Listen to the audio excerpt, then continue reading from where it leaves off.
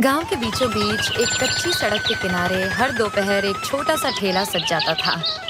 उस ठेले पर लकड़ी का चूल्हा धधक रहा होता, ताजे मसालों की खुशबू हवा में घुल जाती और भीड़ धीरे धीरे जमा होने लगती। ये ठेला था रवि का। उम्र 30-35 के बीच होगी। चेहरे पर हमेशा मुस्कान रहती। बचपन से अनाथ, पर दिल का ऐसा बड़ा कि पूरा गांव उसे अपना मानता था। एक बूढ़ी अम्मा जो हर दिन पहली ग्राहक होती, पास आकर बोली, अरे बेटा, आज भी इतना खुशबूदार चिकन बनाया है। लेकिन बता, कब तक मुफ्त में खिलाता रहेगा? कोई धंधा वंधा कर ले, थोड़ा कमा भी ले। अम्मा, जब तक जान है ये ठेला चलेगा। आप बस आशीर्वाद देती रहना। भीड़ बढ़ती जाती। अमीर गरीब, छोटे बड़े, आसपास के गांवों से लोग रवि के चिकन का स्वाद लेने आते। सबकी जुबान पर एक ही सवाल रहता, मुफ्त क्यों? उस दिन एक जवान लड़का जिसका नाम था गोपाल थाली लेते हुए बोला, अरे भाई, ये राज बता दो ना। रोज इतनी भीड़, इतना खर्चा, जेब से जाता है ना। रवि मुस्कुराकर बोला, भाई सवाल जवाब छोड़, गरम गरम चिकन खा। राज जान के क्या करेगा? फिलहाल तो दाल रोटी खाने से अच्छा है चिकन का मजा ले। भीड़ हंसने लगी। रवि का अंदाज ही ऐसा था कि सवाल पूछने वाला भी मुस्कुरा देता। लेकिन गोपाल की जिज्ञासा बढ़ गई। उसने ठान लिया कि आज रवि का पीछा करेगा। शाम को ठेला खाली हो चुका था। रवि ने बर्तन समेटे, ठेला खींचा और घर की ओर चल पड़ा। गोपाल कुछ दूरी बनाकर उसका पीछा करने लगा। रवि को लगा ही नहीं कि कोई पीछे है। वह गांव की गली से होते हुए अपने छोटे से मिट्टी के घर पहुंचा। घर में साधारण चूल्हा, कुछ मसाले और मुट्ठी भर बर्तन। गोपाल झोपड़ी के कोने से सब देख रहा था। रवि बस रोज का काम कर रहा था, बर्तन धोना, मसाले सुखाना और अगले दिन का चिकन तैयार करने के लिए पास की दुकान से ताजा चिकन लाना। गोपाल को लगा शायद कोई गुप्त मसाला होगा या कोई छिपा खजाना, पर सब कुछ साधारण था। वह चुपचाप वापस लौट गया।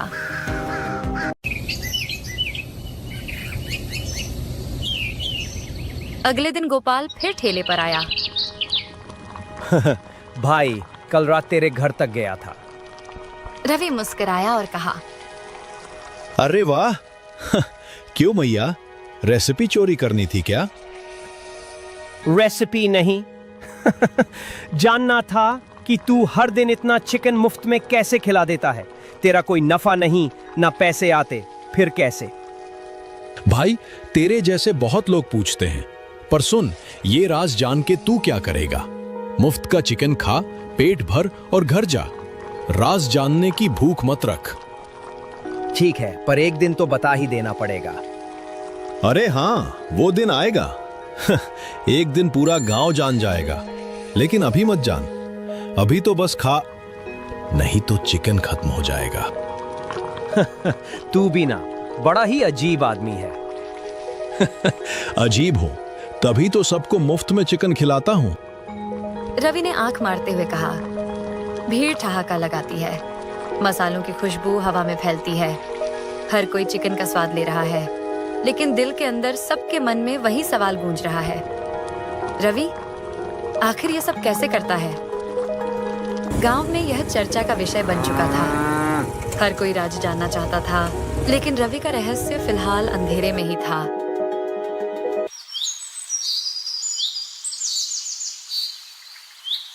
अगले दिन सूरज की पहली किरण गांव की गलियों में फैल गई। हल्की ठंडी हवा चल रही थी और गांव के चबूतरे पर लोग रोज की तरह बैठकर बातें कर रहे थे। वहीं से होकर रवि अपना ठेला खींचते हुए उस जगह पहुंचा जहां वह हर दिन ठेला लगाता था। रवि ने रोज की तरह ठेला सजाया, चूल्हा जलाया और चिकन की खुशबू हवा में फैलने लगी। कुछ पुराने ग्राहक पास आकर खड़े हुए। तभी दूर से एक अनजान आदमी गांव की गली से आता दिखा। उसके चेहरे पर तिरछी मुस्कान थी। वह पास आते ही जोर से बोला, अरे भाई, कहाँ है वो रवि? सुना है गांव में कोई ठेला है जो मुफ्त में चिकन और रोटी खिलाता है। रवि हंसते हुए बोला, भाई सामने खड़ा हूं। यही ठेला है। पास खड़ा एक ग्राहक भी मुस्कुराकर बोला, अरे साहब, यही है हमारे रवि भाई और यही है वो मशहूर ठेला। एक बार खाओगे तो उंगलियां चाटते रह जाओगे। वह आदमी ठेले को घूरता हुआ बोला, अच्छा, मतलब तुम ही हो वो रवि। बड़ा नाम सुना है तुम्हारा। चलो देखने आया हूं कि ऐसा क्या कमाल कर देते हो। रवि हल्की मुस्कान के साथ बोला, भाई बोलो क्या काम था? खाना खाना है तो प्लेट लगाओ। वह आदमी थोड़ा ताना मारते हुए बोला, काम तो कुछ नहीं, बस ये देखने आया हूं कि तुम सबको मुफ्त में खिलाते कैसे हो। ये भी कोई धंधा हुआ भला। जरूर कोई चाल है इसमें।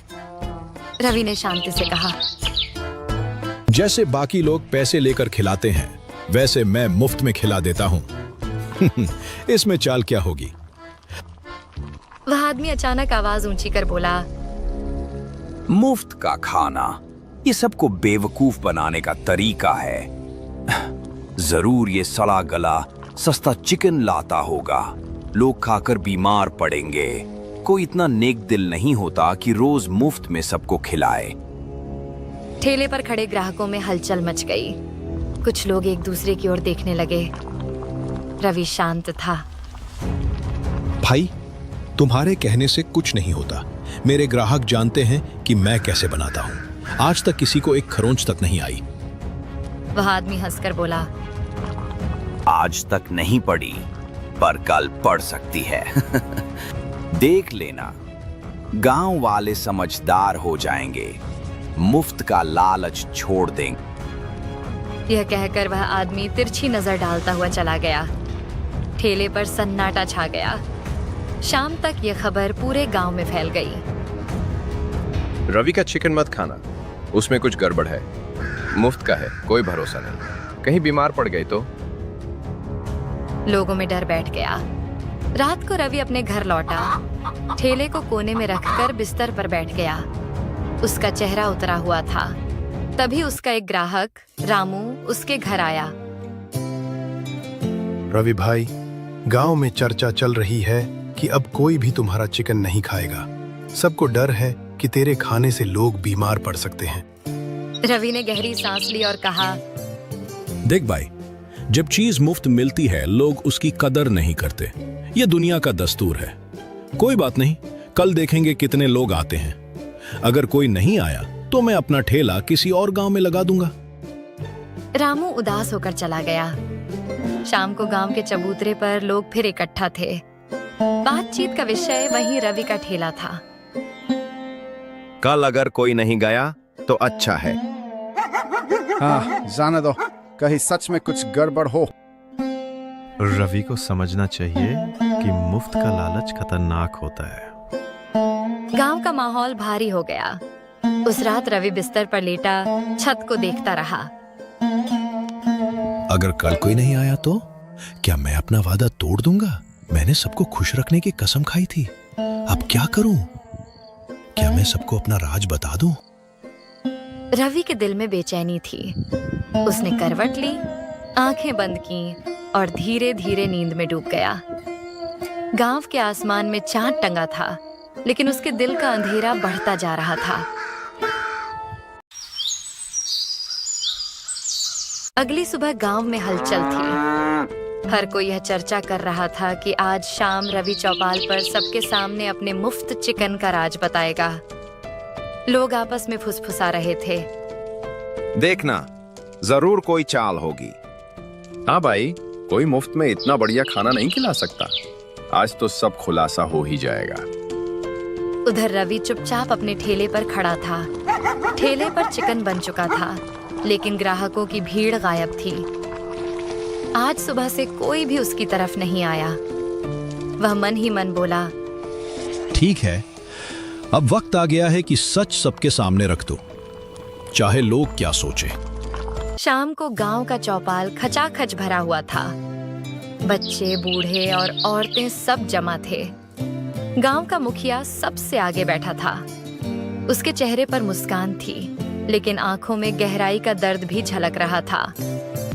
भाइयों और बहनों, आज मैं अपना राज बताने आया हूं, लेकिन पहले एक बात साफ कर दूं। अगर मैंने सच बता दिया तो कल से मैं यहां मुफ्त में चिकन नहीं बांट पाऊंगा। सोच लो, राज चाहिए या मुफ्त का खाना? भीड़ में खुसफुसाहट हुई। तभी एक युवक आगे बढ़ा। राज, बताओ रवि, सच क्या है? हम सब जानना चाहते हैं। ठीक है, तो सुनो। ये कहानी आज से कई साल पहले की है। मैं पहले एक दूसरे गांव में चिकन बेचता था। वहां एक बहुत अमीर आदमी रहता था। उसका दिल बड़ा था। वो रोज मुझसे सारा चिकन खरीदता और गांव के अनाथ बच्चों, बूढ़ों और गरीबों को खिलाता। मैं रोज उससे अच्छे पैसे लेता और सोचता कि ये आदमी सचमुच फरिश्ता है। एक दिन अचानक वो आदमी बहुत बीमार पड़ गया। मुझे बुलावा आया। मैं भागा भागा उसके घर गया। उसने मेरा हाथ पकड़ा और कहा, रवि, अब मेरे पास ज्यादा वक्त नहीं है। ये मेरी सारी दौलत, जमीन जायदाद और गहने ले लो। वादा करो कि जब तक ये सब खत्म ना हो तुम भूखों को मुफ्त में खाना खिलाते रहोगे। मैं रो पड़ा। उसने फिर कहा, मेरी आखिरी ख्वाहिश है कि मेरे बाद कोई भूखा ना सोए। इतना कहकर उसने अपनी आखिरी सांस ली। उस दिन से मैंने ठान लिया कि इस दौलत का एक एक पैसा दूसरों को खिलाने में लगाऊंगा। यही वजह है कि मैं यहां मुफ्त में चिकन बांटता हूं। चौपाल पर सन्नाटा छा गया। सभी गांव वाले एक दूसरे की ओर देखने लगे। किसी के पास कुछ कहने को नहीं था। उनकी आंखों में शर्म और पछतावा झलक रहा था।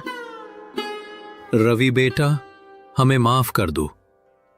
हमने तेरे नेक काम पर शक करके बड़ा पाप किया। तू गांव का बेटा है, हमें गर्व होना चाहिए था, लेकिन हमने तुझे दुख दिया। मैंने किसी से शिकायत नहीं की, पर अब मैं यहां रुकूंगा नहीं। जिस आदमी ने मुझे ये दौलत दी, उसने कहा था कि मैं इसे दूसरों को खुश करने में लगाऊं। जब यहां लोग मेरी मंशा नहीं समझ पाए, तो मुझे अगले गांव जाना होगा। शायद वहां कोई भूखा होगा जिसे मेरा ठेला चाहिए। अगले दिन रवि अपना ठेला लेकर गांव छोड़ गया। कुछ मील दूर नए गांव में उसने ठेला लगाया। वही खुशबू, वही प्यार। वहां के लोग हैरान थे कि कोई इतना स्वादिष्ट खाना मुफ्त में दे रहा है। लेकिन इस बार रवि को देखकर उनकी आंखों में बस सम्मान था। रवि ने खुद से कहा, यही मेरा रास्ता है। जब तक ये दौलत है मैं भूखों को खिलाऊंगा। शायद किसी दिन लोग समझेंगे कि असली दौलत पैसों की नहीं, इंसानियत की होती है।